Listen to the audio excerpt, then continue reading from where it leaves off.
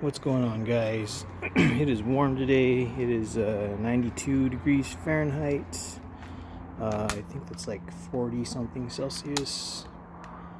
Okay, 33 Celsius.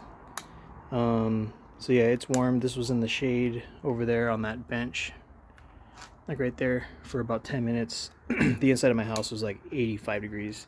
I don't typically leave the AC on, so I'm going to leave this in the shade behind the bag. See at the end of the video if it adjusts a little bit. This has been in direct sunlight for, I think, like 10 minutes, maybe 5, not that long.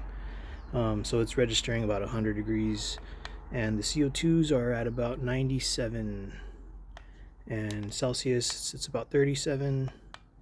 The launcher itself is about 37 or so. This bag is kind of varying because of the black stripes and the coloration on it, but yeah, it's only been on here for literally like 5 minutes. And just because it's so freaking hot, and I got the sun hitting me on this side of the house. So today's video is going to be the HDP50 Gen 2.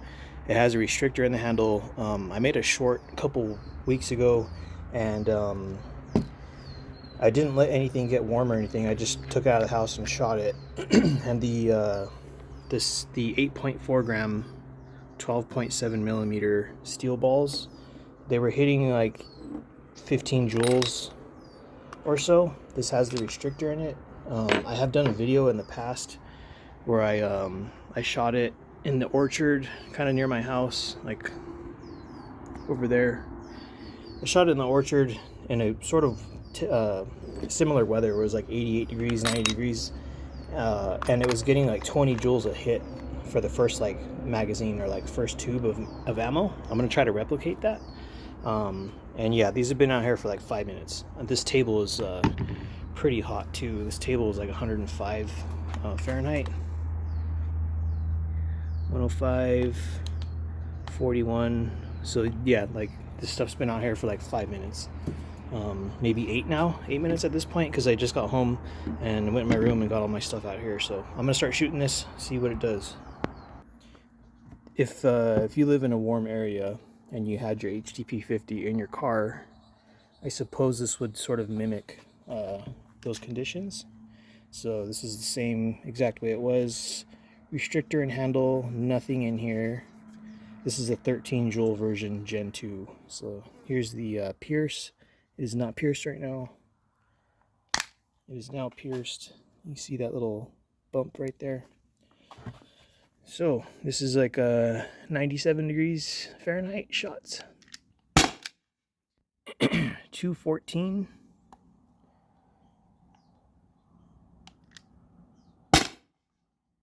206. Those are the 8.4 gram steel ball bearings.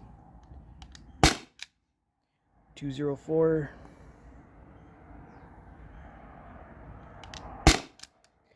202. And one more shot. I only load 5 in this usually. 196. I load 5 in this when I use the big balls. So I'm gonna leave this on the table for maybe like 2 minutes. I'm gonna reload it. I'll be right back. All right, you guys. 2 minutes have passed. It was 6:40. I left this on the table like this for about a minute. And then I flipped it over and left it like that for about a minute. So it's loaded again with 5 more steel balls, cheap slingshot ammo, and I'm just gonna start shooting it. Getting a phone call random. Don't know the number. This is probably a scam. So here's the next shots. Same CO2 cartridge. It's been sitting on that table for 2 minutes. 230.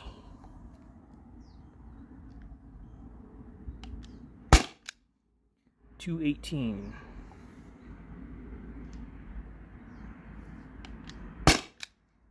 210.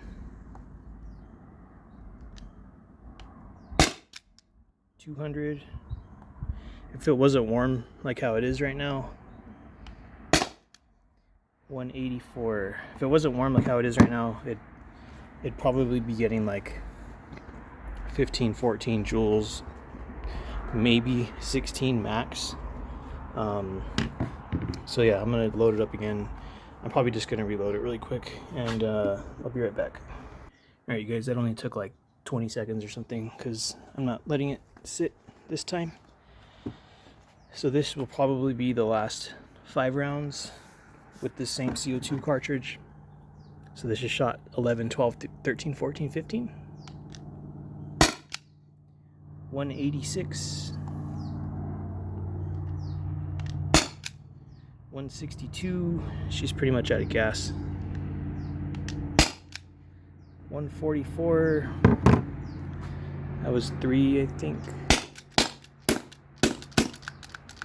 So yeah, usually this launcher, the way mine is, it'll get 16 to 18 shots with decent power, and yeah, that's pretty much it. I'll probably let this chill.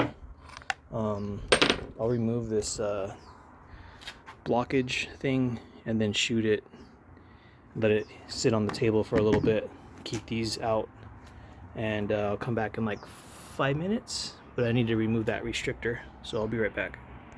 Alright, you guys, it's almost been 5 minutes. At 6:50 it'll be 5 minutes, but I'm just going to show you the temperatures of everything. So the launcher is about 104, just like before. The table is at about 103, and these CO2s are about 96, 92. It's kind of moving around because, I mean, this is only so accurate. This is about 38 Celsius, 37 Celsius, 33 Celsius, 41, 40, 39. So yeah, it's been about 5 minutes. I removed the restrictor from the handle, so that's the stock restrictor. I haven't drilled that out at all, so I would assume most of these would perform the same given these conditions. There's the CO2. Here's me striking, or not striking it, tightening it down, and I'm gonna get the chronograph. It's in my pocket. I got 6 steel balls in here. This handle feels pretty warm. So this is pretty much full power with a 12 gram in, you know, favorable conditions to get a good amount of power out of it. I'll see if I hit 230. That's, I believe, the highest the like 2 minute like soak time on the restricted one was. So this is pressurized now. See if I get 230 feet per second. Not sure what it'll do. It might not. It might go faster. I don't know. 248. So that's the first shot. I usually get like 6 good shots. My follower guide kind of popped off. I should have checked that, but sometimes my guide gets stuck right here when I load 6 balls, and that's why I usually load 5, but I loaded 6 this time, so I don't know what that second shot would have been. Probably somewhere in between whatever this is and the first one. 230. So it was probably like 240. It could have been 230, you know, because the CO2 is getting depleted. My follower guide looks fine. 218.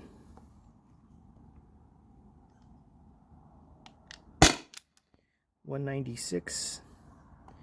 And this is the 6th shot, but the 5th projectile. 172.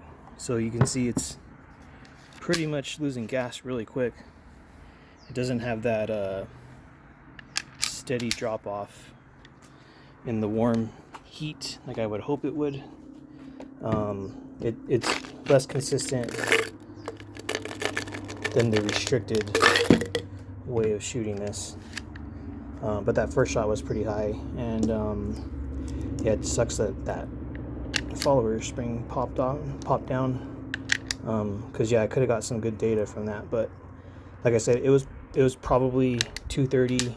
It probably could have been like 238 maybe, so I'll just guess it was somewhere in between 248 and 230. So here's the 7th, 8th, 9th shot if these shoot. But you know, I missed that. One projectile didn't fly out. 148. 122. So this is probably not going to shoot, or it will shoot. 000. This doesn't read lower than 100. So that is pretty much it. Out of shots, out of gas. Alright, you guys, that's it for this one. HDP50 Gen 2 13 Joule version. You saw it with that restrictor in there, which is how it comes in the box. And then I just fired it with no restrictor in there. It's fully open. That's when I only got like 7 shots out of it. So yeah, those are the power differences between non-restricted and restricted. If you want to run heavy steel balls like this, you will need a magnet catch in here. I had 3 of these, 2 Gen 1s and 1 Gen 2. Gave one to a coworker.